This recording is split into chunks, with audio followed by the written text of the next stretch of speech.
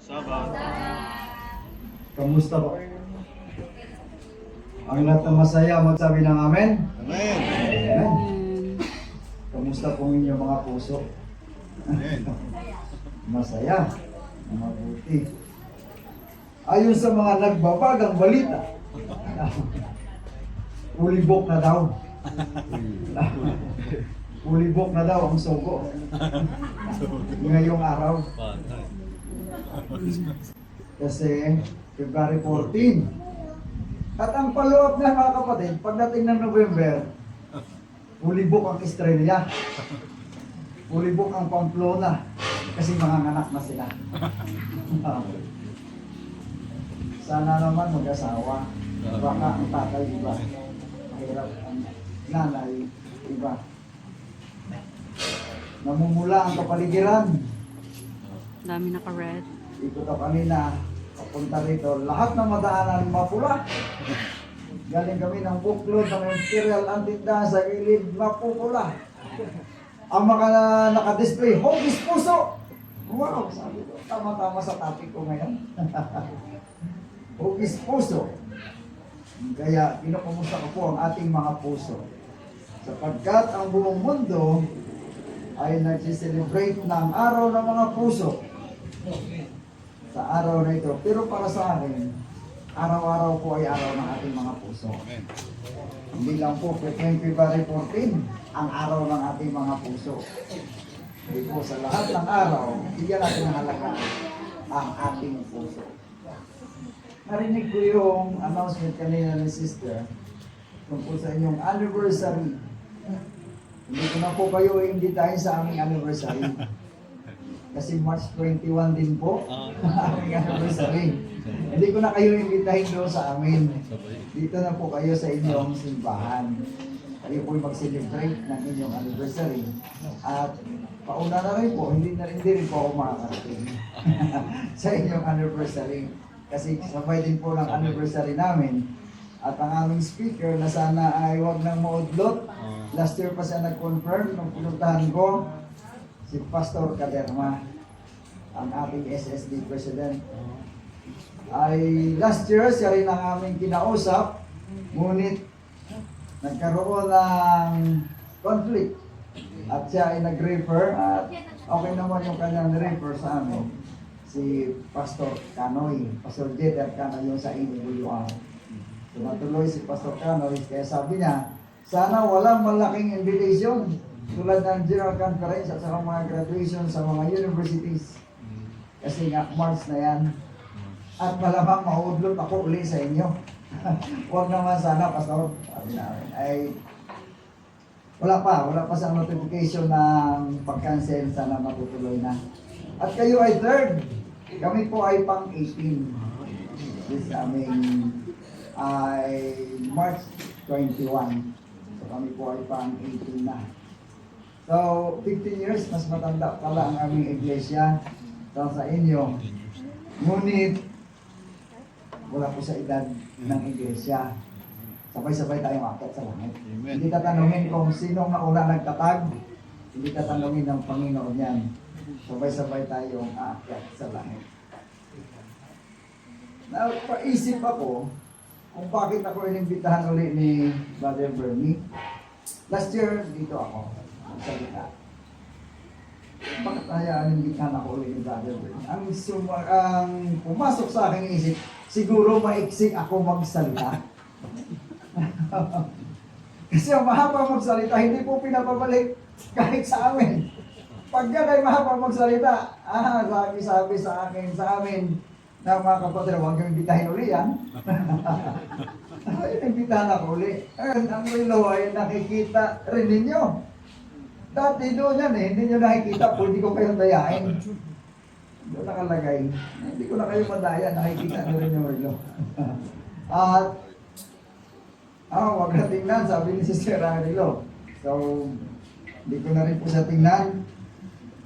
Ang sabi ng anak ko, Daddy, igawa na natin ng PowerPoint, yung iyong sermon. Maganda yan gawa ng PowerPoint. Sabi ko, wag. Kasi kapag may PowerPoint ka, susundan mo yung PowerPoint. Ilang beses ko na kasi naranasan na ako ng salita na pinuputol ko o nagsushortcut ako papuntang dulo ng aking sermon kapag nararamdaman ko na mahaba na. Kapag ito'y naka-PowerPoint, hindi ko basta magawa yun. Kaya yan yung purpose na hindi ako nagpa-PowerPoint.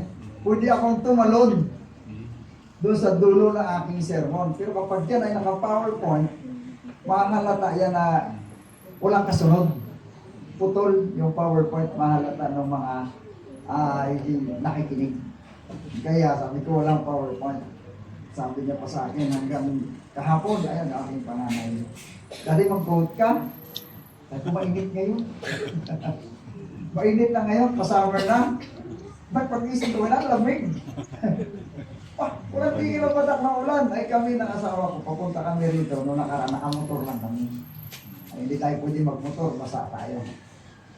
Hindi kami nagmotor. Ay, nagkarkila kami ng tricycle, papunta rito. Blessing pala, kasi kung magmotor kami, dalawa lang kami. Ang tricycle, sinama na namin ang aming pamilya. Blessing pala na umulan, para may sama ko sila dito. At nakadamay pa ng iba.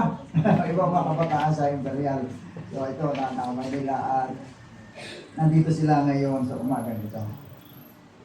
Yung mga kapatiran, sa Kubo Church, kaya nyo ako inimbitahan uli, hindi lang naman siguro dahil maiksi ako magsalita. Dahil siguro meron kayong gustong marinig. Sa umaga nito, ating pag-usapan ang puso bilang Kristiyano. Kaya ating topic ngayon, a Christian's heart.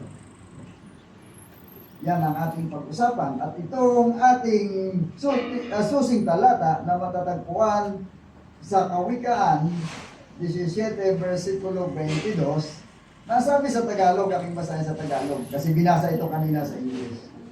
Sabi rito, isang mabuting gamot ang masayang puso, ngunit ang bagbag na diwa ay ang bagbag na diwa sa mga butoy tumutuyo.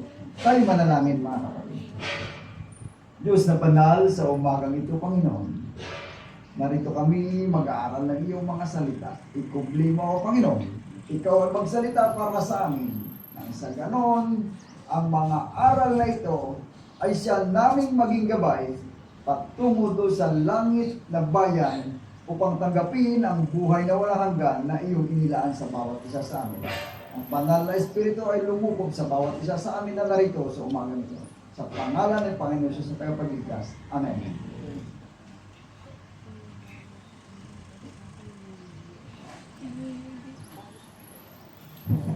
Sa halip na PowerPoint, dito ko nilagay, gumawa ako. Huwag kayong mag-alala. 2 page lang ito mga kapatid. Sulat kamay pa. Ibig sabihin, ito ay kaunti lang, maiksi lang. Baka hindi na akong bighan ulit.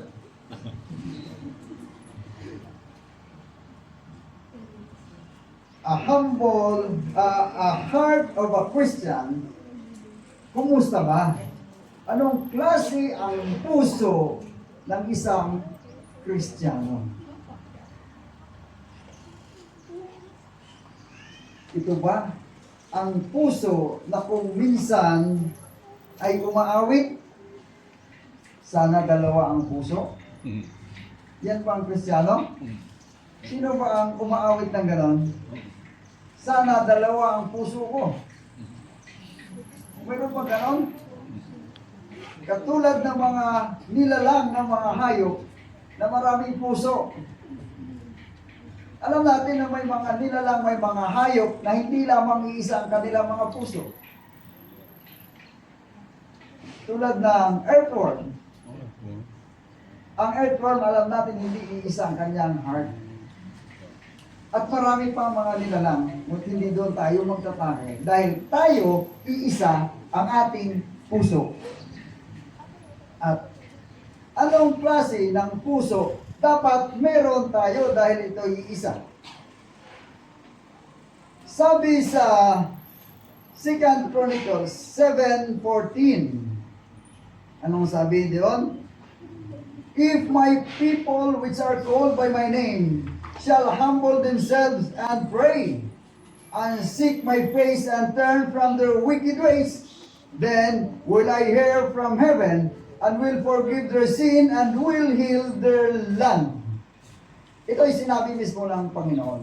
Alam natin ang history ng talatang ito. Alam natin ang kwento ng talatang ito. Kung saan ang mga Israelitas ay tumalikod sa Panginoon. Ang mga Israelitas ay nagmataas. Ang mga Israelitas hindi na kinikilala ang Panginoon. Ngunit ang sabi ng Panginoon, pwede pa sila manumbalik sa akin. Ano lamang ang kanilang gagawin? Magkaroon sila ng humble heart. Yun ang hinihiling ng Panginoon sa mga Israelitas. Humble heart, mapagpakumbabang puso. Kapag kanilang ginawa yan, ano ang pangako ng Panginoon? Sila, gagawin nila yan at sila yung manalangin. Hanapin ako. Seek my face and turn from their wicked ways. Kapag hinanap mo ang Panginoon, talikuran mo na lahat ng iyong mga masamang ginagawa. Turn from their wicked ways, then I will hear from heaven. Papakinggan na ng Panginoon. Kasi alam natin ang kwentong ito, hindi na sila lumalapit sa Panginoon at nagkaroon na ng malaking problema ang Israel. Sira na ang Israel. Kung titingnan natin, kung sa katawan natin, cancer na ang nararamdaman ng Israel. Ngunit ang pangako ng Panginoon, I will heal their land. Gagamutin ko yan, yung cancer na yan. Aayusin ko yan uli. Ngunit ano lamang ang hinihiling ng Panginoon? Humble heart mula sa mga Israelitas. Hanggang sa atin, ganon din ang hinihiling ng Panginoon. Magkaroon ng pusong mapagpakumbaba. Kung minsan, katulad ng kaya pinag-usapan namin ni Elder doon sa likod, may mga kapatiran tayo. Kapag kinakamayan ka, saan ka galing na university? Anong tinapos mo? Ah? Yung talong na yan, mga kapatid. Kung minsan, to lift up yourself. Itataas ang sarili. Ano tinapos mo ako? Tapos ako ng ano? Tapos engineer ako, doktor ako, pastor ako, elder ako. Kung minsan may ganun tayo mga kapatiran. Ngunit kapag ikaw pala ay humble ang iyong puso, papakinggan ka ng Panginoon. Kung may ganun kang puso, hindi ka papakinggan ng Panginoon. Sabi sa Mateo 23, versikulo 12, and whosoever shall exalt himself shall be abased and shall be abased, and he that shall humble himself shall be exalted. Sa Tagalog pa, ang sinumang nagmamataas ay siyang ibababa, at ang sinong nagpapakumbaba ay siyang itataas. Mateo kapitulo 23, versikulo 12. Magpakumbaba at ikaw ay itataas. Ang tagal ko nang ginagawa yan, kapatid. Hindi pa ako itinataas. Ang iyong pagpapakumbaba, mga kapatid, ay pagpukunwari pala. Naghihintay ka kung kailan tutuparin ang Panginoon, tutuparin ni Kristo ang kanyang pangako sa talatang ito. Ginagawa mo dahil lamang doon. At yan ay pagkukunwaring pagpapakumbaba. Hindi yan ang hinihiling ng Panginoon. So doon sa unang letra ng heart na letter H, humble heart ang kailangan ng para mapatunayan na ikaw merong Christian heart. A heart of a Christian. Anong susunod? Empathetic. Letter E. Empathetic.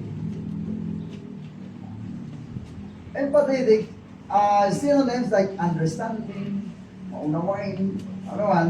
Ngunit ang empathetic mismo, ang kanyang translation sa Tagalog ay ito yung nakikiramay.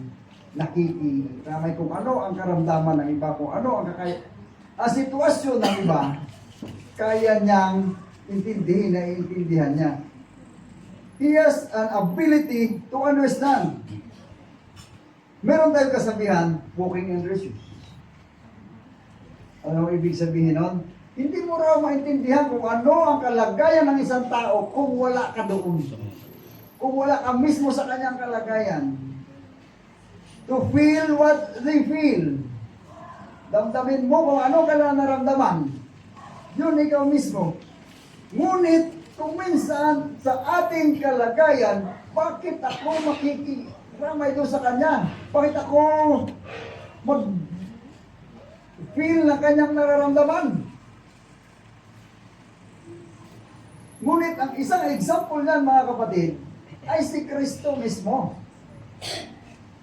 Paano nalaman ni Kristo kung ano ang kalagayan ng isang tao dito sa lupa kung siya ay Diyos? Hindi niya maramdaman ang gutom. Hindi niya maramdaman ang sakit. Hindi niya maramdaman ang antok.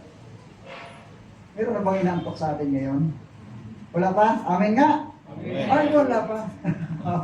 Wala pa. Ano ginawa ni Kristo? Juan Kapitulo 1. Kung ating basahin ang Kapitulo 1 hanggang, versikulo 1 hanggang 14. Nung siya'y nasimula maging tao. Kasi alam natin na siya ay hindi nagmula sa tao. Siya ay ipinanganak ni Maria hindi dahil kay Jose. Kung hindi dahil sa banal na espiritu. Dahil sa kagustuhan niyang alamin ang tunay na kalagayan ng mga tao, hindi ayon sa kanya nakikita, nagpakatao siya. Nagpakatao siya. Alam niya kung ano ang kalagayan mo dahil naranasan niya. Alam niya kung anong pakiramdam mo dahil naramdaman niya. Nakaranas siyang magutom. Nakaranas siyang mauhaw. Nung siya nasa cross, nahingi siya ng tubig. Nauhaw siya, ngunit anong binigay ng mga tao? Suka na may apdo. Nakaranas siyang maantok. Natulog siya. Kaya natakot ang mga disipulos. Panginoon, bumabagyo na. Lulubog na ang bangka. Tulog ka pa rin dyan. Natulog si Kristo. 40 days and 40 nights wala siyang kain. Nagutom siya. Sabi ni Satanas, pagkakataon ko na. Gutom ka. Tutuksan kita ngayon. Pakakainin kita. Gawin mong tinapay itong bato. Para makakain ka. Kasi gutom ka na. Nakaranas din siya ng gutom. Kung kaya siya ay karapat-dapat mag-represent sa atin doon sa langit kasi alam niya ang ating kalagayan. Dinanas niya ito.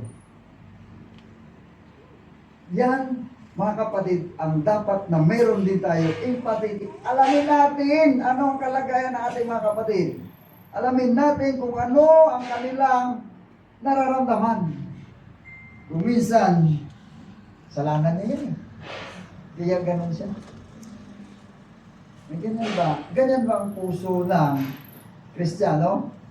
Hayaan mo siya. Ginusto niya yan. Mga kapatid, nakakalungkot. Kung ikaw ay isang nagtiklaim na Kristiyano, ikaw ay nagtiklaim na Seventh-day Adventist, ikaw ay totoong aral ang iyong dinadala, ikaw ay totoong sumusunod sa Biblia. Ngunit, may ganun ka palang uri ng puso, hindi po kompleto ang puso mo bilang puso ng Kristiyano. Wala sa, meron ka lang humble heart, wala ka namang pakikiramay o ano man meron sa iyong mga kasamahan, sa iyong kapwa. Kulang. Kulang ka lang letter E. Letter H pa lang ang meron ka.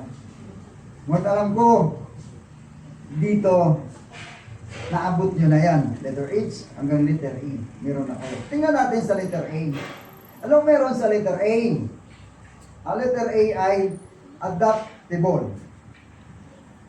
Yan ang puso mo dapat, adaptable. Ibig sabihin, kaya mo makikibagay. Kanina naman, kung nakikiramay, ngayon naman, makikibagay.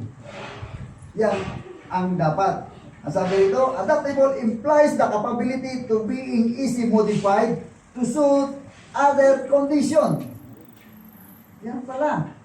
Kaya mong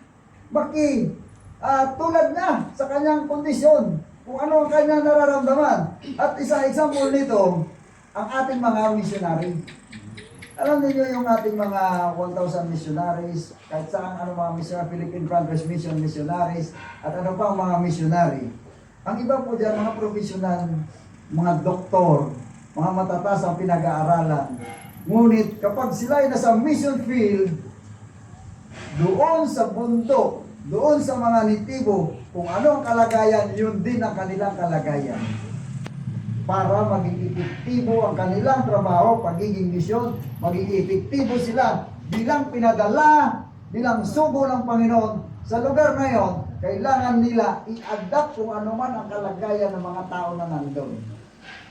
May ilang po ang mga tao doon. Kung sila ay pagpunta doon, lagi nakakorbata, sila palagi nakasapato, sila palagi parang hindi makikikamay sa madumi ang kamay, may ilang hindi sila maging epektibo sa kanilang gawain. Kaya dapat, ano sabi rito, adaptable, ikaw ay adjustable, ikaw ay flexible, at higit sa lahat, ikaw ay accommodating, ikaw ay nakikibagay. Sabi sa Lucas 19, versikulo 15, and when Jesus came to the place, He loaded up and saw him. Nakita niya doon sa isang puno. And he looked up and saw him. Pero siya nakita sa isang puno. And said unto him, Zacchaeus, make haste and came down, for today I must abide to thy house. Ano sabi ni Kristo kay Zacchaeus? Alam natin, si Zacchaeus, alam natin yung kwento ng buhay niya. Hindi lamang dahil siya ay kilala sa pinakamababang tao na karakter sa Biblia, kung hindi siya ay isang tax collector. Isang magnanakaw. Ngayon, taga-BIR. Yan ang buhay ni Zacchaeus. Ngunit hindi sinalaka o hindi man lang naging dahilan yon para si Kristo pumunta sa kanyang bahay. Ano sabi? Sa kanyang bahay mismo, I must abide at thy house. For today, I must abide at thy house. Hindi lang niya kinausap si Zacchaeus doon sa lugar na yon, kung saan niya nakita, doon sa puno, kung hindi pinuntahan niya pa talaga si Zacchaeus doon sa kanyang bahay. At alam natin ang kwento. Alam ng mga bata, alam natin na nung ito ay nangyari, ano ang naging muro-muro, bulong-bulungan ng mga tao? Si Kristo, tingnan nyo, doon sa bahay ni Zacchaeus. Mga kapatid, hindi ibig sabihin, tularan mo kung ano ang kanilang ginagawa. Hindi ibig sabihin dapat tularan ni Kristo si Zacchaeus. Hindi ibig sabihin dapat tularan natin yung mga umiinom, yung mga lasinggero, yung mga ano dyan. Kung hindi tayo'y makikibagay lamang sa kanila. Hindi man lang natin makamayan, alis yan. Hindi man lang natin makinakausap, hindi natin nilalapitan, paano natin magkata ang pabalita sa kanila? Kung hindi man lang natin malalapitan, makikibagay tayo siya, huwag natin silang gayahin. Makikibagay ang ating purpose, ihahango natin sila doon. Sapagkat tayo ay merong pusong Kristiyano. Humble na tayo, empathetic na tayo, adaptable pa tayo. Nakikibagay pa tayo sa kanila. Hindi natin sila gagayahin. Dadalhin natin sila doon sa dapat na sila ating dadalhin. Higit sa lahat, mga kapatid, tayo ay mag-guide sa kanila at hindi tayo ang kanilang madadala. Dito sa Puting Kahoy, sabi ko doon sa aking kausap na dito banda sa taga Indang,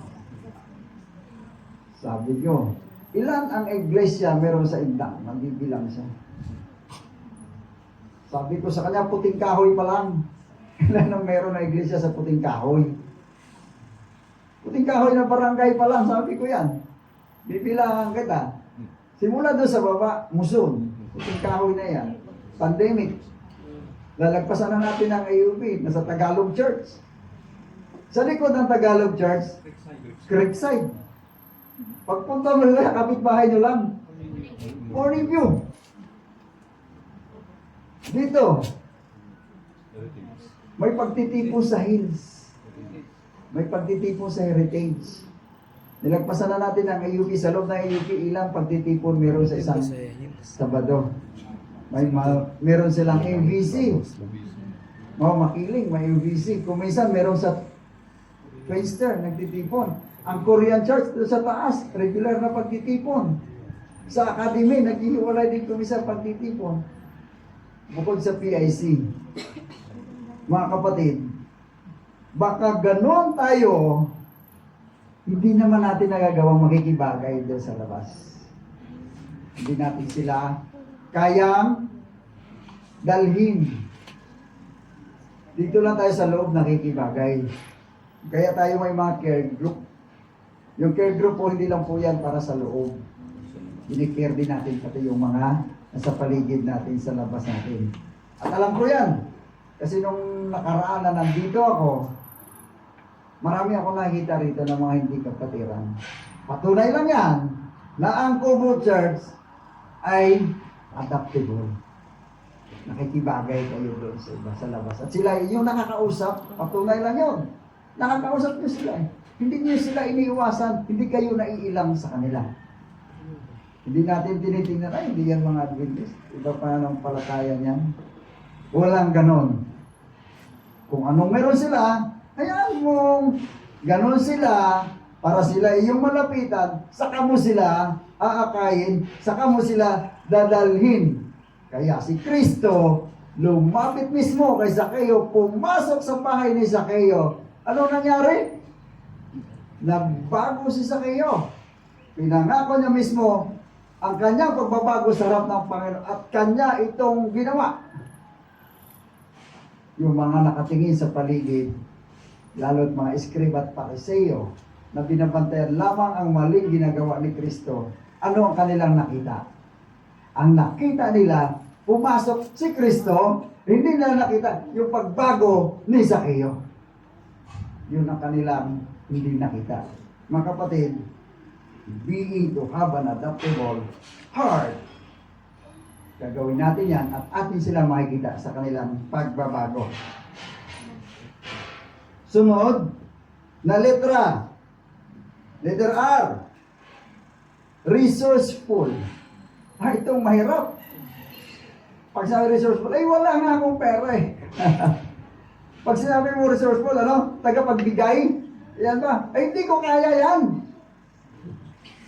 Ang iniisip kasi natin lagi, resourceful ng material ng mga bagay. Yan lagi ang ating iniisip.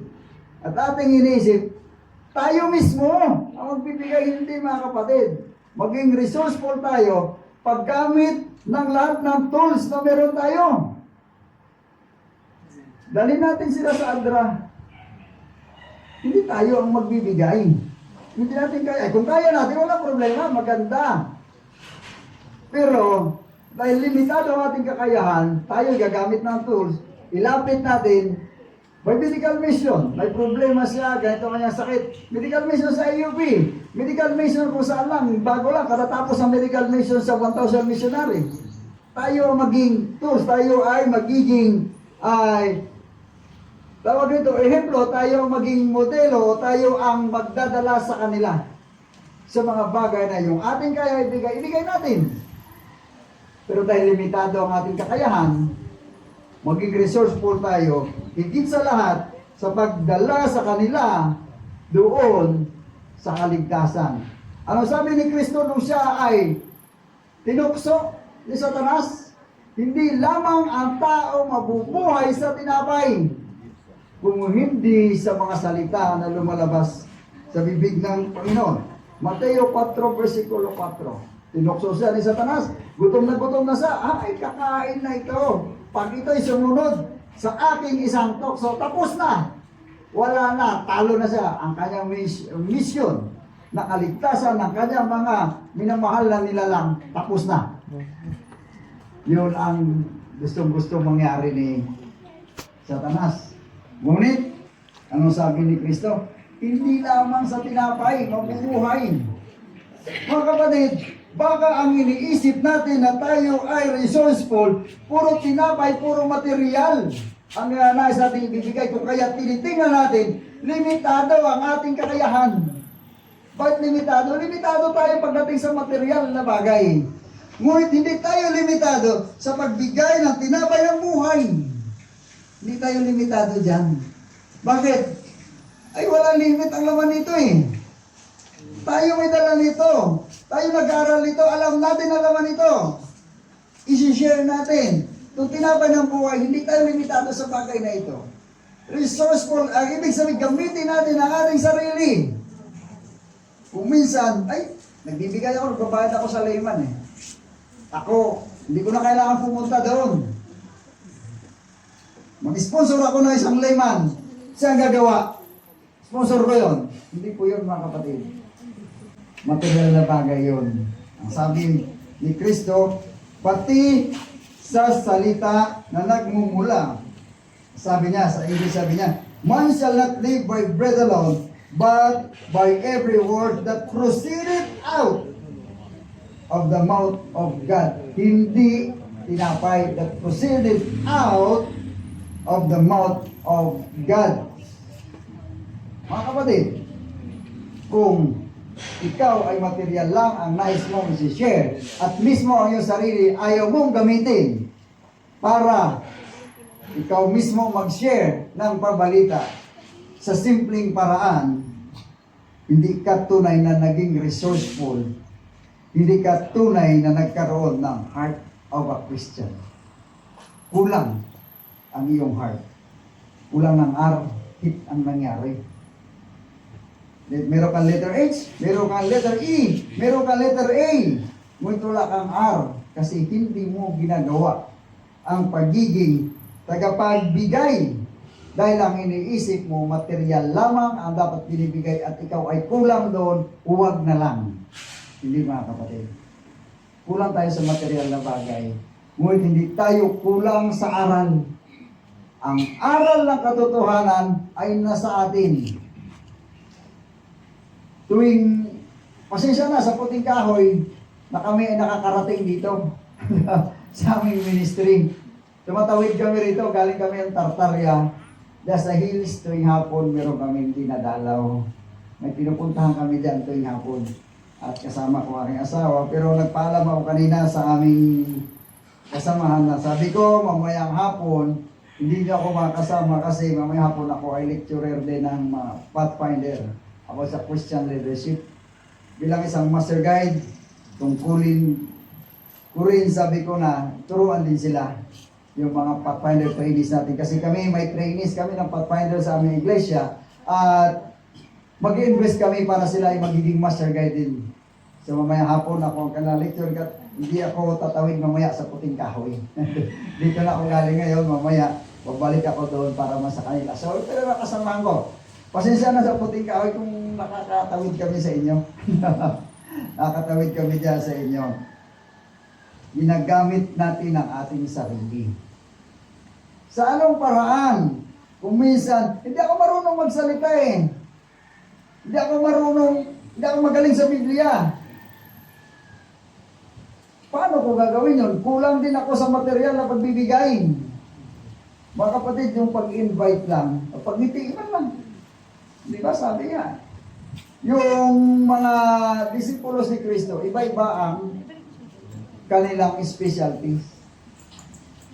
Alam natin ang specialty ng bawat isa sa kanila.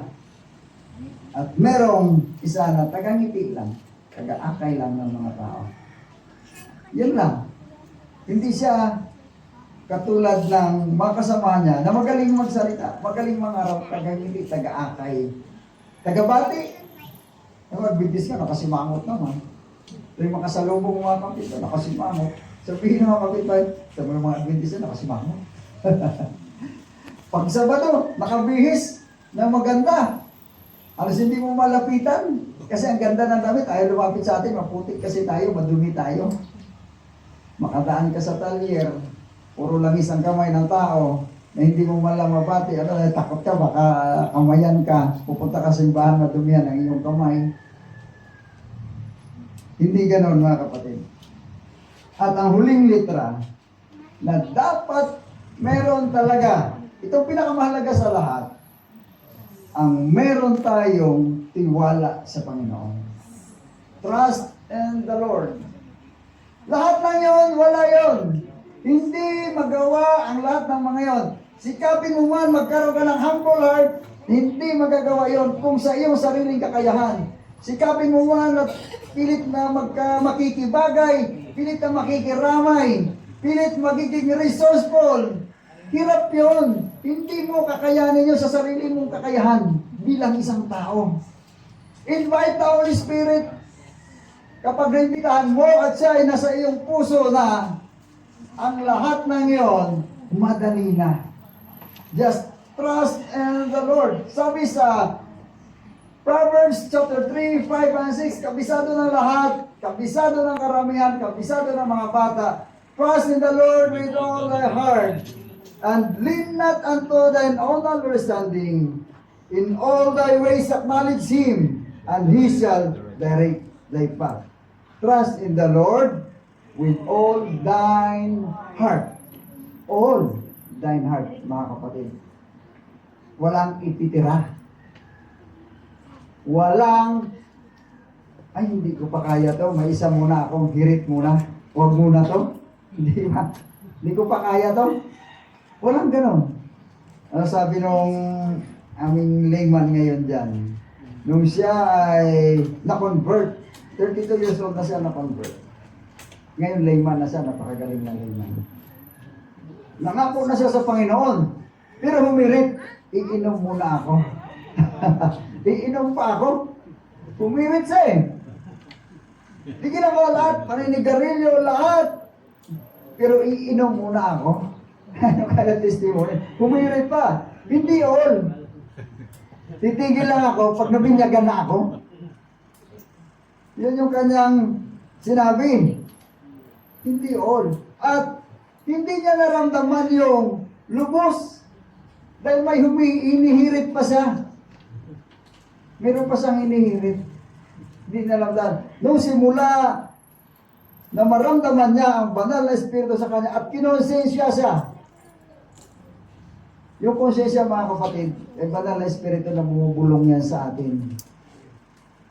Ito na, sabi niya. Ito na yun. Yung kanyang hinihirit, tinigil niya na. Tinapos niya na. Wala na. Yung kanyang hinihirit na inom, tigil na.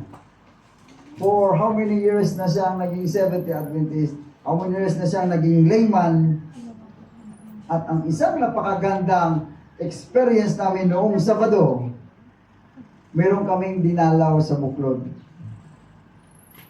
Nung dinalaw namin sa Buklod, siya ay isang born Adventist. Ngunit ang huling simba niya daw, nung pandemic sa C5. Yun ang huling simba niya nung pandemic sa C5. Simula noon, hindi na siya nakasimba ulit.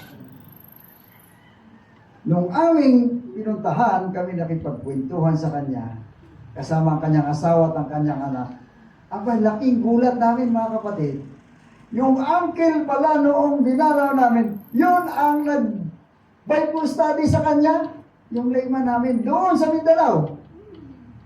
Uncle mo yun. Oo, uncle mo yun. Kwentuhan sila. Sana siya ngayon? Patay na. O, kumari nga, kasi matanda na. Pero ito mo yung mga kapatid. Ngayon, sabi niya, babayaran ko yung ginawa ng uncle mo sa akin. Dinala niya ako at ito na ako ngayon. Dadalhin din kita. Tuturuan din kita. At sana tanggapin mo.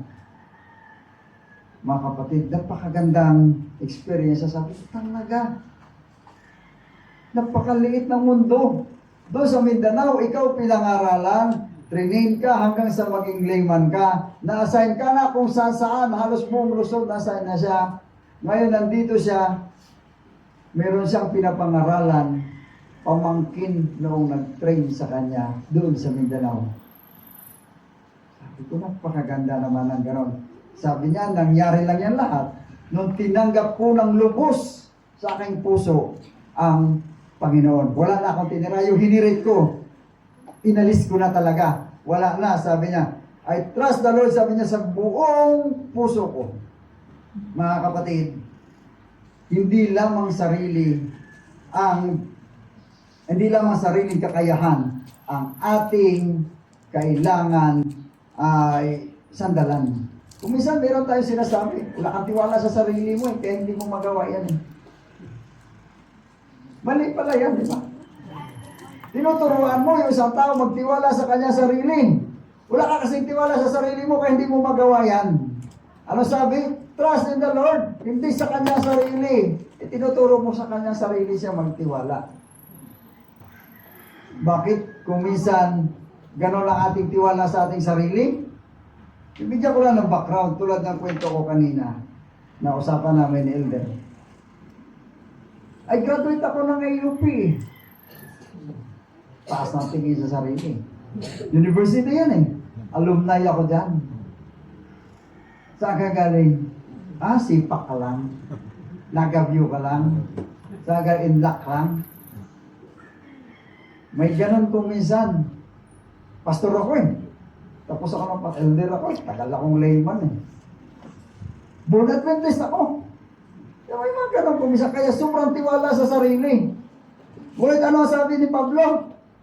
Yung leksyon natin noong nakaraang linggo, doon sa Filipos, Kapitulo 3, 4 hanggang 11, matapos magmalaki ng mga eskriba at pariseyo, sinupla sila ni San Pablo, ating basahin.